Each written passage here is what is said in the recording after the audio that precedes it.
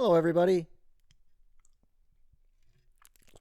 Welcome back to another episode of Diatribes from the Champagne Room, or Diatribes and Squirrels.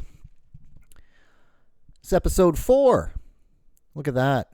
And I'd like to, again, remind you, diatribesandsquirrels.com website. There's a homepage. You can enter your email address, subscribe. I'm trying to upload a few videos a week. Of course, short episodes, that's the idea. No one wants to hear me talk for longer than 15 to 20 minutes. So happy to be here with you all. It's a Friday evening.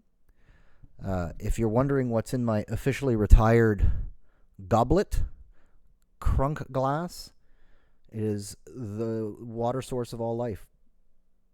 Water. And I do mean it's actually water.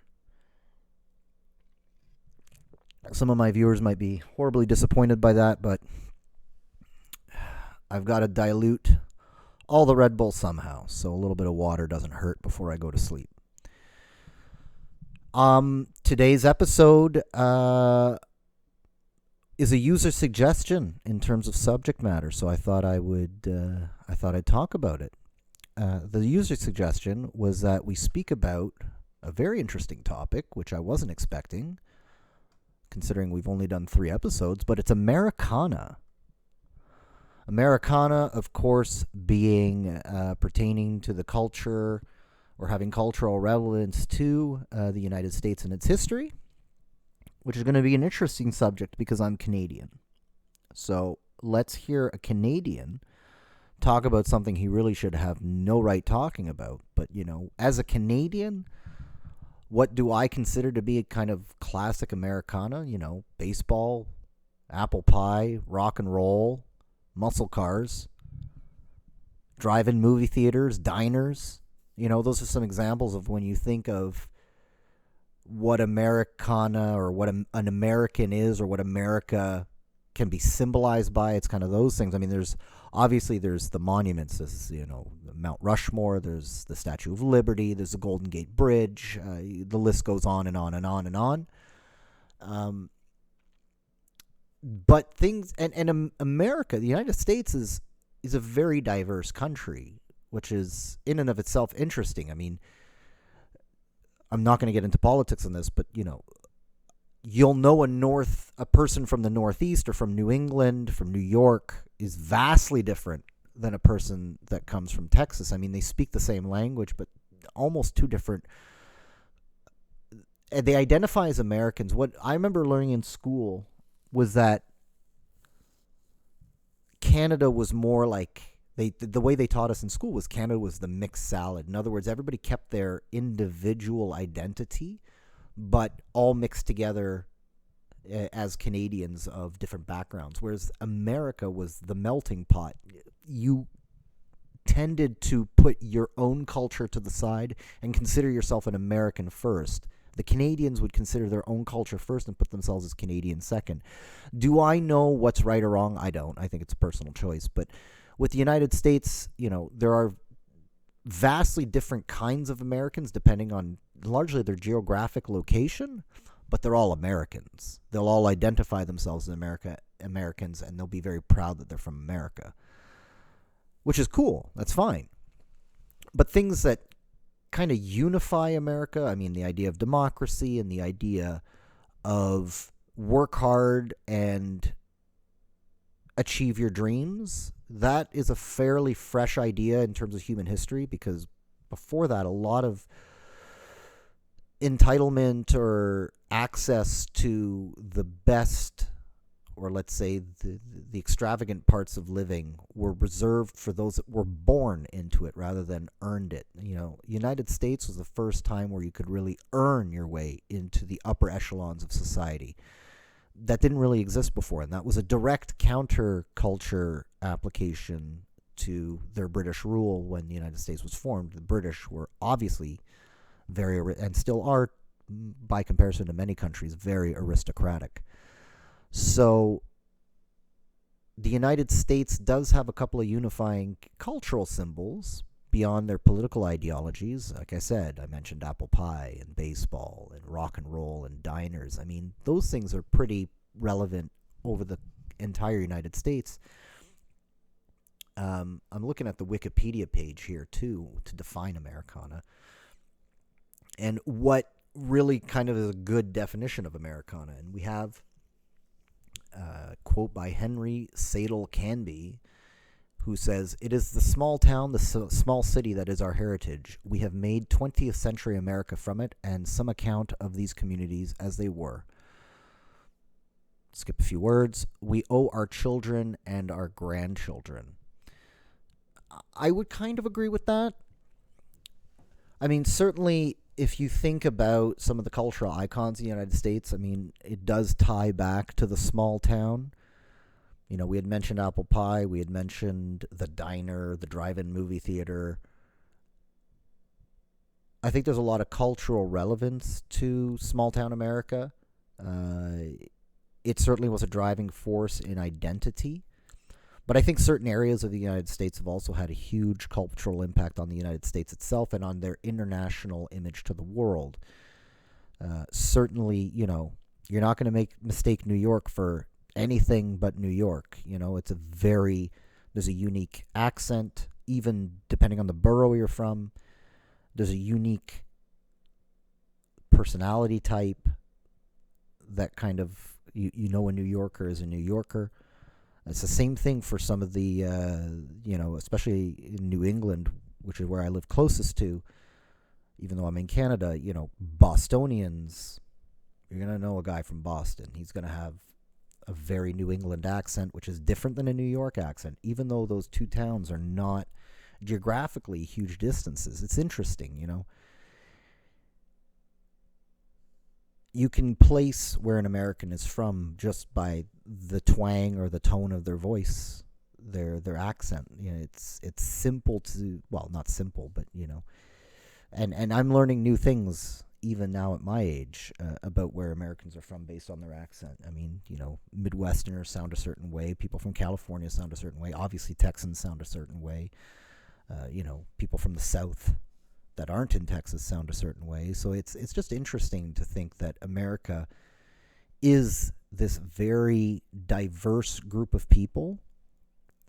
They all identify as Americans, but they all have their own little bit of, they all bring a little bit of their own Americana to the equation. You know, if you're thinking about some of the examples the Wikipedia page shows here, cowboys. Well, where do we associate cowboys to? Texas. You know, if you think about Disney World, well, where's Disney World? Florida. You know, that's Americana too. You know, Disney, Mickey Mouse. That's all Americana. You know, some of the subjects that really interest me in terms of Americana, obviously, you know, last episode we talked about my little Japanese car. You know, the American car for a long period was a big status symbol of, you know, think about the saying, it's the Cadillac of something. You know, we don't see Cadillac the same way anymore, but there was a time where the Cadillac was one of the most luxurious cars you could buy, short of maybe a Bentley and a Rolls Royce. But, you know, Cadillac was it. That was the upper echelon of vehicles you could own. The Buick used to be known as the doctor's car. I mean, it was a high-level vehicle. Lincolns, you know, the classic Lincoln Continental, the Lincoln Town Car. These were big, huge American sedans, you know, very comfortable, very big, and very opulent, you know. Those are, to my mind, those are also contributing to Americana. You know, there was a period where the American car was the gold standard, almost in the world of automotive development. Detroit was a center point in the automotive world. That was in the decades, you know, prior to the rise of the German car. You know, yes, Mercedes-Benz has always been Mercedes-Benz, but there was a time when BMW was, you know, a little dinky car. Audi too was a dinky car.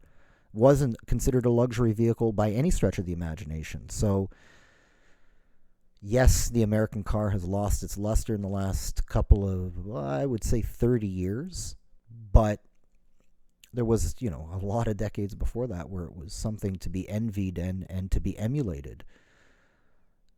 Where did the American car fall apart? Well, probably started in the 70s and kind of keep going from there.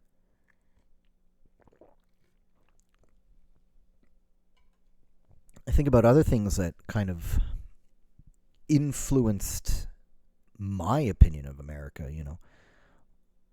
When I was a kid growing up, Nintendo was a Japanese company putting out a Japanese product of video games. We definitely thought that Japan was where video games got made, but we knew that video games were popularized in the United States. As a Canadian, certainly some of our inflections, some of the ways we deal with the world are heavily influenced by the United States. Montreal used to be the premier city in Canada, for example, and eventually that moved to Toronto in the 1970s. And Toronto was, where Montreal was a very European-influenced town. Toronto, where I've lived as well, is a very American-influenced town due to its proximity, to things like Detroit, to Windsor, Ontario, which then links to Detroit. There was a lot of manufacturing and a lot of business that popped up because of the Americans that popped up in Toronto. So, Americana is a really interesting subject. I don't know if some of those cultural symbols are losing a little bit of their relevance in today's day and age. I think we still think of baseball when we think of the United States. Although baseball certainly has it used to be the biggest sport. No, not the biggest. There's always been football. I correct myself. But it was one of the biggest sports that you could follow. It used to be that, kind of went football, baseball, and then kind of basketball and hockey. But I think, basketball's taken number 2 after football now, and baseball's a distant third. There's apple pie. Everybody loves apple pie. Not a big fan myself, but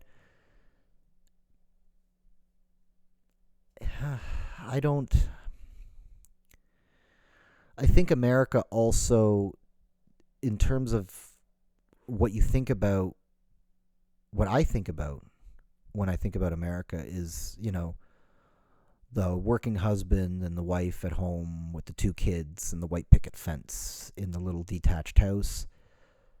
I think that is moving their culture, the world's culture is kind of moving away from that. Obviously, the wife doesn't stay at home anymore. She's out doing a career, and that's very, very good.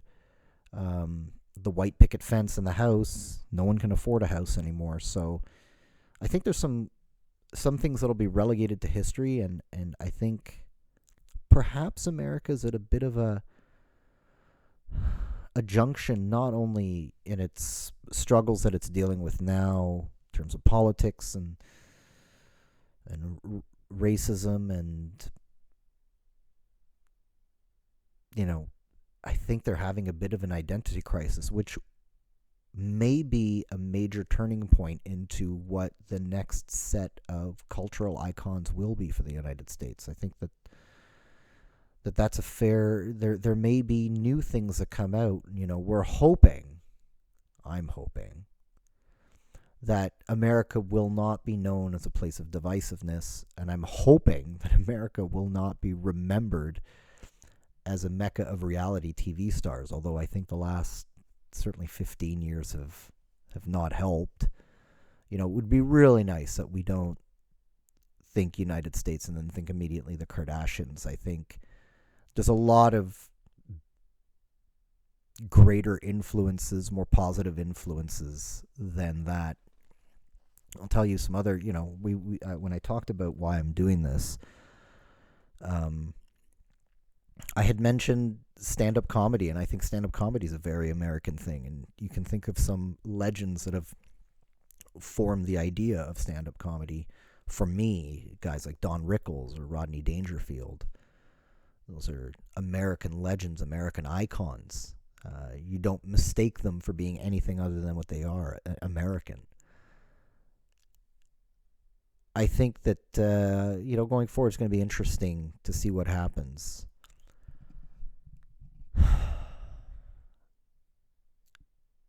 What else can I say about Americana? I mean, what do you guys identify with as being American? What is your picture of America? What is your informed idea of what makes America America? Somebody, like I said on Wikipedia, said it's the small town, the small village, the small city that kind of informs the American identity, or has. What about you?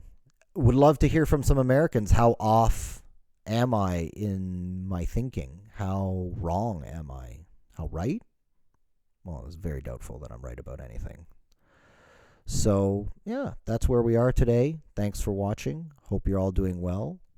Have a great beginning of your weekend.